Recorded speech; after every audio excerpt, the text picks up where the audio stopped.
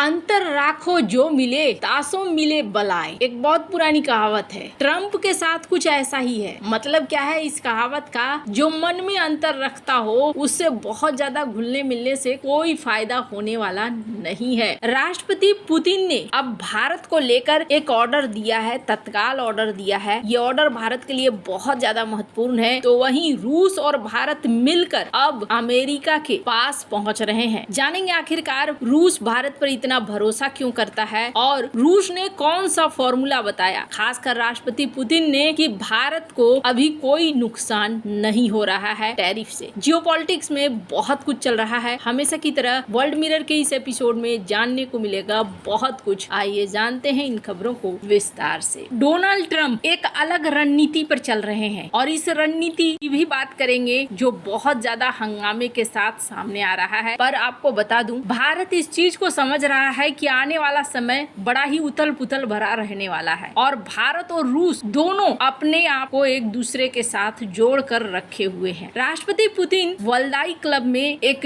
Interview दे रहे थे और उन्होंने अपनी स्पीच भी दी। इस स्पीच में उन्होंने कई सारी बातें कही है। भारत के बारे में सबसे पहले उन्होंने ये कहा है कि अगर भारत हमसे तेल ना भी खरीदे तो भी हमारे जो बॉन्ड है, आपसी रिश्ते हैं, वो खराब नहीं होने वाले हैं। हम लोग काफी पुराने दोस्त हैं और ये दोस्ती काफी लंबे समय से चली आ रही है। इसके अलावे ये भी कहा राष्ट्रपति पुतिन ने कि जितने रूसी हैं वो भारतीय सिविलाइजेशन का, भारतीय सभ्यता का सम्मान करते हैं। हालांकि आपको बता दूं, राष्ट्रपति पुतिन के साथ एक केस है। क्या है? चाहे वो अफ्रीका में देख लें या फिर अन्य जगहों पर देख लें, पुतिन के पांव जल्दी नहीं उखड़ते हैं। और जैसे अफ्रीका में अगर प्रभाव की बात करें ना, तो अफ्रीकी फ्रांसीसी को कम पसंद करेंगे लेकिन रूसियों को ज्यादा पसंद करेंगे। भारत में बात करेंगे तो वही सीन आपको देखने को मिलेगा। अमेरिकन को पसंद नहीं करेंगे लेकिन रूसियों को पसंद करेंगे। खास क्या होता है, राष्ट्रपति पुतिन एक ऐसे राजनीतिज्ञ हैं जिनको बहुत अच्छे से पता है कि कौन सा देश क्या चाहता है। अब इसका एक उदाहरण देखिए। स्क्रीन पर एक वीडियो देख रहे हैं जिस वीडियो में चर्चा हो रही है और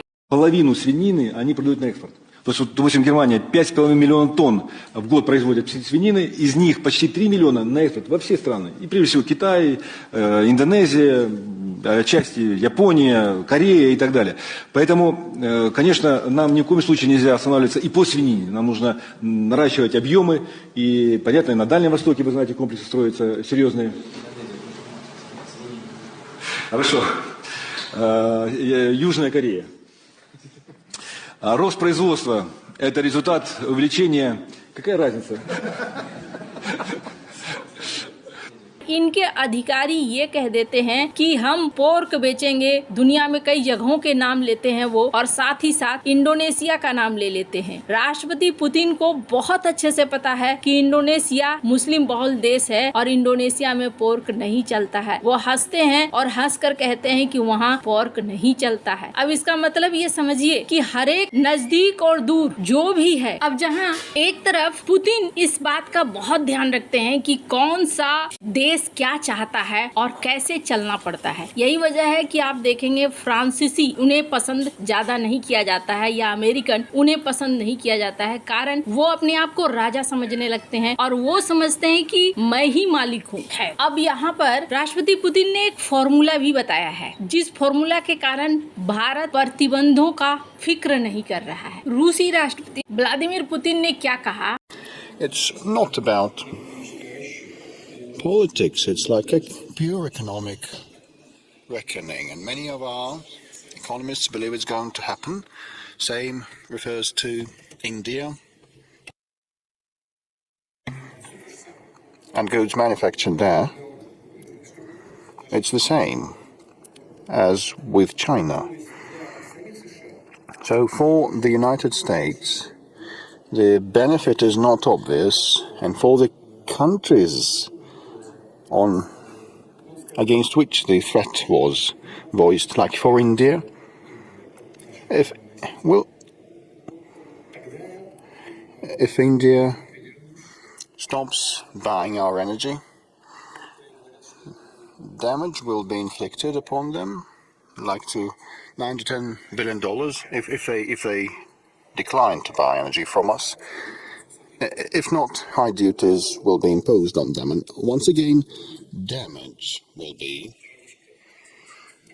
इन्होंने इस वीडियो में कहा है 9 से 10 अरब डॉलर का नुकसान उठाना पड़ेगा अगर भारत ने तेल बंद कर दिया है, और भारत ने अगर तेल खरीदना जारी रखा तो प्रतिबंधों के कारण भी उतना ही नुकसान होगा। तो फिर रूसी तेल खरीदना भारत बंद क्यों करे? उन्होंने ये भी कहा कि अगर भारत रूस से तेल खरीदना बंद करता है तो इसका असर दुनिया भर में भी पड़ेगा, तेल के दाम पर भी पड़ेगा। और सबसे बड़ी बात उन्होंने कहा कि भारतीयों को आत्मसम्मान बहुत ज्यादा प्यारा है। चाइना और भारत दो ऐसे देश हैं जो अपमान बर्दाश्त नहीं करते हैं, और भारत ने भी वही काम किया। भारत के साथ या किसी भी अन्य देश के साथ हमारा कोई अंतर्राष्ट्रीय विवाद नहीं है। अमेरिका एक डबल स्टैंडर्ड अपनाता है और उसी डबल स्टैंडर्ड पर जीता है। फिर उन्होंने अमेरिका की बात भी बताई। अमेरिका हमसे यूरेनियम खरीद रहा है। इन्होंने ये बताया कि देखो अमेरिका किस तरीके से डबल स्टैंडर्ड पर चलता है। आपको बता दो, भारत और रूस अब जो ये समस्या खड़ी हुई ना, इस समस्या के बाद दोनों का एक दूसरे के ऊपर भरोसा भी बहुत तेजी से बढ़ रहा है, और ये चीज देखने को मिल रहा है। रूस भी समझ चुका है कि भारत विपत्तियों में ऐसा नहीं है कि हमारा साथ छोड़ देगा। यहाँ पर रूस ने अब भारत को आर्कटिक में शामिल करने के प्लान को तेज कर दिया है। जो अगली लड़ाई होने वाली है वो अगली लड़ाई आर्कटिक में होगी, ये बात तो पक्का है। और इसके पीछे कारण क्या है? इसके पीछे कारण ये है कि आर्कटिक वो क्षेत्र है जहाँ पर आने वाले दिनों में तेल से लेकर कई तरह के खजाने मिलने वाले हैं। आर्कटिक में रूस एक बैलेंस भी बनाकर चलना चाहता है, और इसके तहत रूस चाहता है कि यहाँ पर अगर चाइना है, अमेरिका है, तो हमारे साथ भारत भी रहे। एक और चीज देखने को मिली जो कि रूस ने फटाफट ऑर्डर दिया है, और ये बहुत ज्यादा जरूरी था। भारत रूस से एक मुद्दा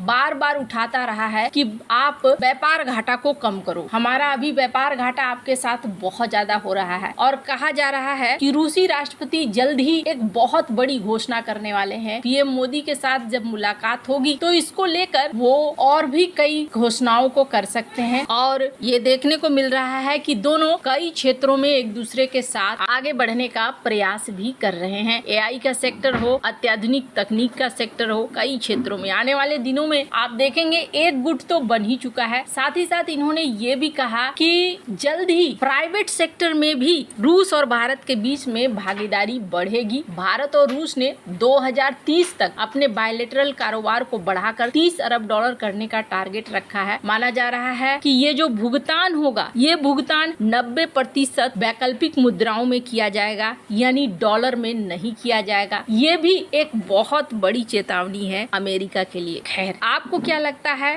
भारत और रूस के संबंध भविष्य में किस दिशा में जा सकते हैं? कमेंट कर अपनी राय जरूर बताएं। जल्द मिलते हैं अगले वीडियो में नई खबर के साथ।